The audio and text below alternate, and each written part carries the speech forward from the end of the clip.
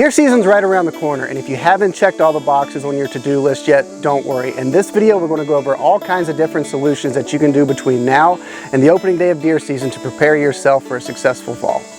Mossy Oak Properties, where outdoorsmen find their favorite place.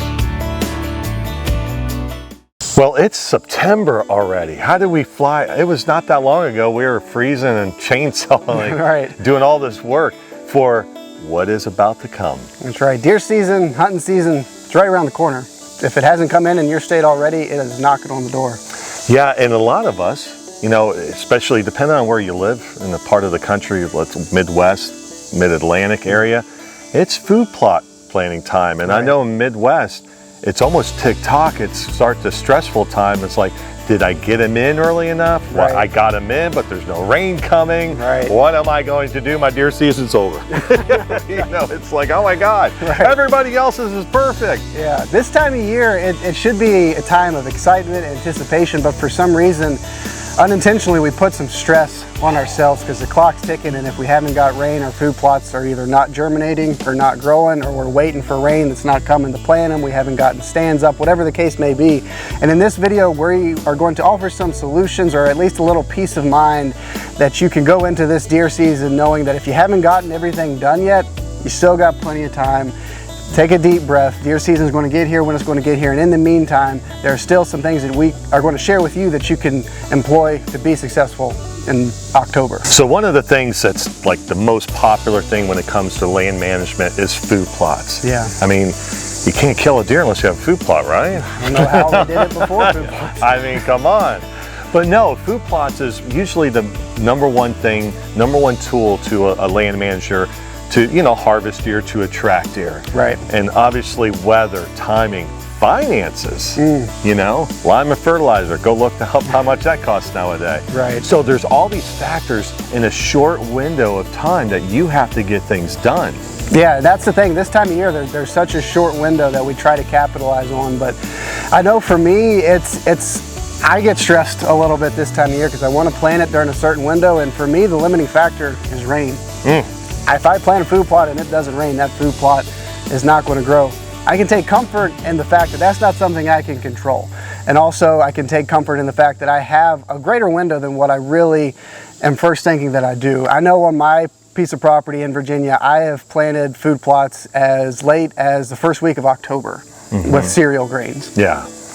And one thing that you could always go back to is that cereal grain. Right. We all would love the turnips, the radishes, just the brassica in general, the purple top turnip, the size of your head, and all this stuff, and all the stuff you see on TV and in magazines. It's like a lot of that is not luck by any stretch of the means. It's timing, weather, all this stuff. You know, those are the factors. Do not get caught up in it, especially for the people just getting started. For you veterans, yeah, you should know better. You know, but for the new people to this land management, there's a lot that could go wrong. Oh, for sure. And sometimes life gets in the way. I mean, sometimes you got vacation or family things that come up that, and as it should, food plots take a back seat and you can't really get them done in the time frame, even if you've been doing it for a long time. Like as you mentioned, it just gets pushed down the to-do list. But we talked about planting methods in earlier food plot videos. Again, like if you haven't had time to really prepare the soil, if you like to disc or till, you can broadcast, especially cereal grains or something like crimson clover. You have a much bigger window. I think winter rye can germinate on a soil temperature as low as 34 degrees. Not suggesting you wait until December 15th to plant your food plots, but it just goes to show, especially with a cereal grain like winter rye that's going to be very attractive for deer, you have a very big window to get that seed in the ground and still establish a successful food plot. Yeah, and one thing as Cody was talking that kept on jumping in my mind is, you know, when you plant a food plot, you always should go the extra mile and do the proper steps. And that first proper step is a soil test. Right. You know, so that way you know what the pH is, how much lime, how much fertilizer, you know, and everything like when that falls into that program. But then there's reality. Exactly. By any stretch of the mean are we advocating you missing this step. But if you don't have the finances to get that 300 pounds per acre of blah triple 12, I'm just pulling that out, Right. or the pellet lime or a lime truck, you know, it's not make or break. Yeah. Your deer are still going to utilize that food plot. Will the food source there be the best that it possibly can be? No, but it's still going to be an attractant. You just, come September, or the spring, to follow up and catch up on it. Again, not advocating you missing that step, but it's not the end of the world, because this stuff is very expensive. That's right. And to transition into our next talking point, where it's not the end of the world, I know for me, I get so invested in deer really around maybe the 1st of July is when I get, like, the mind switches to deer seasons around the corner, and I start putting out cameras or going on deer drives looking for velvet bucks. And one thing we want to talk about is, if you haven't gotten a lot of mature bucks or big bucks on your trail camera or on your property during the summer going into deer season, again, don't stress. I know for me, I've learned the hard way. I used to get a lot of pictures of really nice bucks during the summer, and those bucks that I would have on my property during the summer would be 2 miles down the road for the fall. But new bucks would move in, and that just speaks to a deer's biology. They have a summer range and they have a fall and winter range, and oftentimes they shift for really no rhyme or reason. I feel like I got good habitat on my property that I house, and bucks call home during the summer, but come fall, they're out of here, but new bucks move in. So all that to say, if you don't have any big bucks on your camera this summer, here in the next few weeks, the next month and a half, as we get closer to October, and especially the rut, bucks will start covering more ground, and more bucks will show up on your cameras and use your property. Yeah, I have a lot of clients that panic, and I have a piece of property that goes along with what I just said, that I know in the beginning I was panicking because there was 0 bucks, not even a year and a half, or showing up on a 600-acre piece of property. Yeah. But all of a sudden, come end of October till the first week in December, it was buck-o-rama. Right. And then they leave.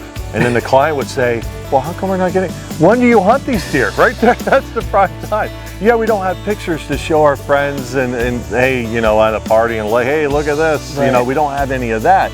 But in all reality, what Cody said, do not stress out about it. It's something it's ticky-tack, but I tell you what, I find myself being guilty of that every now and then. Oh, for sure. It's human nature, especially as a deer hunter, and especially as much work as we put into our properties, managing habitat and working the land to create a wildlife or a whitetail paradise. You want bucks to call it home from January 1st to December 31st. But the big thing to remember is a deer's biology. A mature buck, his mind in the middle of the summer in that bean field or hay field is in a completely different place than it's going to be for him here in the next month or so leading into October and the rut. So if you haven't gotten a picture, or you don't have any big bucks on your property during the summer, don't fret. I promise once they start looking for does, cover more ground, they'll show up soon. So the next one that we would want to transition into, talking about this subject, kind of falls in line with the deer camera, and that is scouting.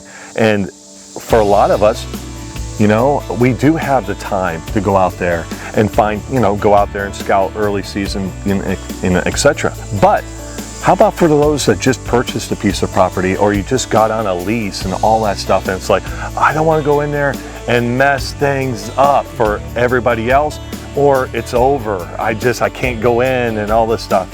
Nonsense. Right. You do, again, the main thing that we want to deliver in this video is you've got time. Take a deep breath. Don't feel like you've missed an opportunity or that you have to rush into anything. You have time. If you just bought a piece of property, or you had a busy summer and didn't get your scouting done, that's fine, because honestly, the scouting that you may have done during the summer really isn't going to be that applicable to your hunting success this fall. Food sources are changing. You can still have, this time of year, take a pair of binoculars and go out and scout out your oak trees, white oaks, red oaks, chestnuts. Take a pair of binoculars, look up in the trees, and you've got plenty of time. You've got an opportunity to do that. You can determine, hey, if this spot's loaded with acorns, I promise you, if you go in and scout out that tree, deer aren't going to be too upset that you put boots on the ground scouting out a tree if it's dropping acorns. And then I'm out. I'm not eating it. Exactly. And in the same breath, you can eliminate a lot of opportunities or trees or spots on your property that if they're not producing a food source, whether that's acorns, hard or soft mass, whatever the case may be, to stay away, and you can really maximize your time and be more efficient on the spots that are going to be more productive.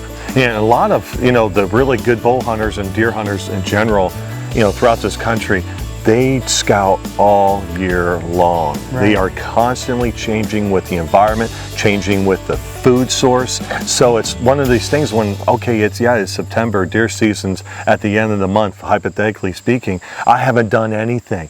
Nonsense, again, nonsense. We have time. The best of the best scout all year long, changing with the times. That's right. I think sometimes we get, and I'm just as guilty of this, I've given myself a little bit of grace as I've gotten older. I used to try to stay out of the woods from August until the opening day of deer season because I didn't want to put too much pressure on the deer or leave too much scent. But as I've gotten older and have gotten more experience, I put up stands in the middle of deer season, in the middle of the day, and had deer walk by them that afternoon while I was in the stand. So we want to be sensitive to deer, and we want to leave, we want to hunt unpressured animals, and we want to create a stress-free environment. But these animals live amongst us. Like they know we're here. So a trip to the woods to scout and to make yourself more efficient and successful in the fall, don't feel like you're going to do more harm than good, and it's going to actually be the inverse. You're going to set yourself up well for future hunts. There's a lot of information that we've have given so far, and this is why I bought a dog and started this bird hunting, because there's less stress and all this stuff. But the next one,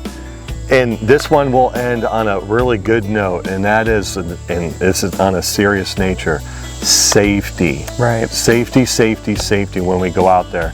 Those tree stands that we might have left up, the ladder sticks, the portable stands that we just left up, even ground blinds. Yeah. All that stuff. Taking the time, because squirrels might have ate the strap just enough that you didn't notice it. The tree grew a little bit. The tree stand might have there's so many things that could go wrong for you, that could set you back, either by the unfortunate or just think about your family, your friends, everybody in your life that, you not taking the time to take your time. Right. Use lifelines. These things you can make them yourself. They're on YouTube, or you could go buy them at the Cabela's, Bass Pro, any sporting goods store anymore has these lifelines. And I know when I started using it, I thought this is going to be the most inconvenient thing, and it is actually, I don't like hunting a tree stand without it anymore. Oh, I know. Right? I don't know how people hunt without lifelines or any type of safety harness system.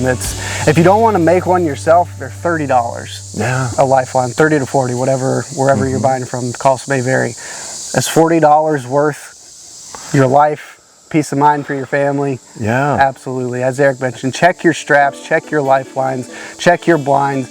No deer is worth injury or risking your life over. If you've got time to do anything, it's time to be safe. Yeah. The days of, those old Baker tree stands of my generation and even a little bit older of climbing, and there was this X magic spot that you did not stick your foot on a self-climber. Those days are over. Right. Those you fell and you expected to fall and you weren't a man until you fell out of it. But there's so much, even ground blinds. Yeah. Do you think, okay, I'm just climbing up a ladder? There's a lot of things. Check the bolts as you climb up for that first time. Clean those blinds out. There's going to be bees. There's going to be flies. There's going to be food that you left, over. There might be mice. Take the time to go through and do the preparation. Absolutely. I've actually fallen out of a 8-foot ground blind. It is not fun. I did a nesty plunge in the back. It was horrible. And it was all of not taking my time and thinking about what I was doing. Right. Yeah. And that's the main point we want you to take home from this video, is that you have time to take your time. Don't feel rushed. Remember, at the end of the day, hunting, this whole lifestyle, it's supposed to be fun, and it's just human nature to get in our own heads and to put deadlines or to get caught up in what other people are doing and to put a little bit of stress on ourselves or feel like we're behind. But at the end of the day, deer are still going to be out there. There are some things we just can't control, like weather with our food plots, or life getting in the way and us not getting our scouting or our stands hung when we feel like we should. And that's okay. You've got time. Number one thing for this lifestyle and this hunting season is just to enjoy yourself and have fun. Yeah, and just to echo what Cody said, because that was it, is to have fun. If social media starts stressing you out because you're not, keeping up, we tend to judge our accomplishments on somebody else, and that's not the case. Cody and I preach about that constantly. Do you. No one walks in your shoes other than you. And with that being said, you know what? One thing we've never asked for people, and I just thought of this, But have fun, be successful, and send those photos in. Send some clips, comment on the thing, like, hey, this is what we did this year. That's something that would be really cool to see people follow along with us and see your success, whether it's bird hunting, it's pollinators, it's butterflies, it's bees. I got bees from all this, and hopefully, 180 class whitetail. Yeah. Mossy Oak Properties, where outdoorsmen find their favorite place.